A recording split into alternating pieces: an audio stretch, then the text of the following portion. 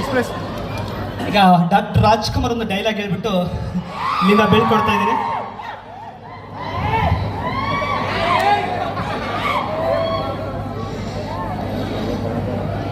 Doctor Rajkumar ಅವರು ಮಯೂರ ಚಿತ್ರದಲ್ಲಿ ಒಂದು ಡೈಲಾಗ್ ಇದೆ,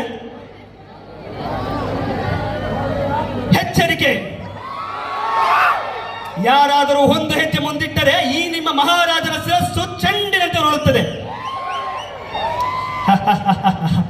ಕಣ್ಣಿನ ಪಲ್ಲವ ಚಕ್ರೇಶ್ವರ, ಅರಳು ಉರಿದಂತೆ ಮಾತನಾಡುತ್ತಿದ್ದ ಈ ನಿಮ್ಮ ವೀರರು ಕತ್ತಿ ಹಿಡಿದೊಡನೆ ಹೇಗೆ ಮೆತ್ತಗಾದರು.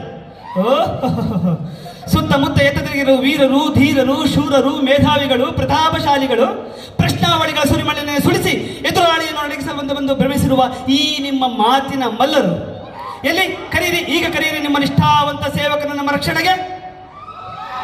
ಏಕೆ ಮಹಾರಾಜ ಭಯಪಡುತ್ತಿರುವಿರಾ? ಹೇ, ಹೆದರಬೇಡಿ, ನಾವು ಕದಂಬರು, ಕನ್ನಡ ತಾಯಿಯ ಮಕ್ಕಳು.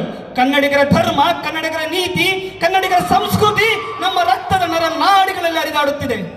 ದುಷ್ಟನೇ ಆಗಿರಲಿ, ದ್ರೋಹಿಯೇ ಆಗಿರಲಿ, ಅವನೆಂತ ಅನ್ಯಾಯ ಅಹಿಂಸೆಗಳನ್ನೇ ಮಾಡಿರಲಿ, ಅಸಹಾಯಕರಿಗೆ ಕರುಣೆ ತೋರಿಸುವುದೇ ನಮ್ಮ ಹುಟ್ಟು ಗುಣ.